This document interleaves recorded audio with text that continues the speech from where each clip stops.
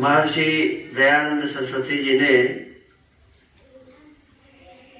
सत्यार्थ प्रकाश की रचना की है और इस अमर ग्रंथ सत्यार्थ प्रकाश का स्वाध्याय हम सभी प्रतिदिन करते हैं। अभी तृतीय समोल्लास चल रहा है और इसमें हमने जाना था कि 24 जो गुण हैं उस 24 गुण के संबंध में जाना था कि स्रोत्रों से प्राप्ति जो बुद्धि से ग्रहण करने योग्य और प्रयोग से प्रकाशित तथा आकाश जिसका देश है वह शब्द कहलाता है। फिर कहा कि नेत्र से जिसका ग्रहण हो वह रूप कहलाता है। जिह्वा से जिस मिष्टादि अनेक प्रकार का ग्रहण होता है वह रस कहलाता है। नासिका से जिसका ग्रहण होता है वह गंध, त्वचा से जिसका ग्रहण होता है वह स्पर्श कहलाता है।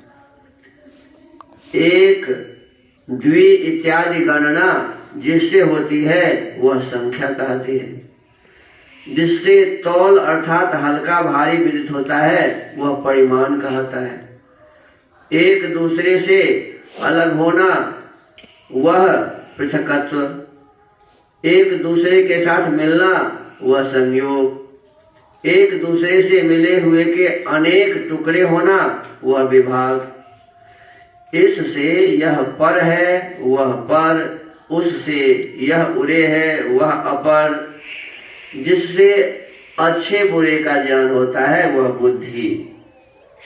आनंद का नाम सुख, क्लेश का नाम दुख, इच्छा अर्थात राग, द्वेष अर्थात विरोध, प्रयत्न अनेक प्रकार का बल पुरुषार्थ, गुरुत्व भारीपन, द्रवत्व पिघल जाना, स्नेह प्रीति और चिकनापन, संस्कार दूसरे के योग से वासना का होना, धर्म न्यायाचरण और कठिनत्वादि, अधर्म अन्यायाचरण और कठिनता से विरुद्ध कोमलता, ये कुल 24 गुण हैं।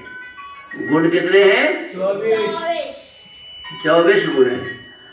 अब आगे कहा उत्क्षेपण, मवक्षेपण, माकुंचनं प्रसारणं, गमनमिति कर्माणि। ये वैशेषिक दर्शन अध्याय 1 आहनिक 1 सूत्र 7 है। उत्क्षेपण ऊपर को चेष्टा करना, उत्क्षेपण माने ऊपर को जाना। अवक्षेपण नीचे को चेष्टा करना माने नीचे जाना। आकुंचन माने सिकुड़ना, अंकुचन माने सिकुड़ना संकोच करना। प्रसारण फैलाना, प्रसारण माने फैलाना। गमन माने आना जाना, गमन माने आना जाना। घूमना आदि इनको कर्म कहते हैं। अब देखो कर्म की परिभाषा इसमें बता दिया कि कर्म क्या है। तो कहते हैं ऊपर जाना, नीचे आना, सिकुड़ना, फैलाना, जाना आना, घूमना, ये सभी क्या है जी? कर्म कहते हैं। अब कहते हैं कर्म का लक्षण। अब कर्म का लक्षण क्या है ये भी वैशेषिक दर्शन के आधार पर बताया जाएगा। तो आज के स्वाध्याय के क्रम को यही विराम देते हैं। ओम।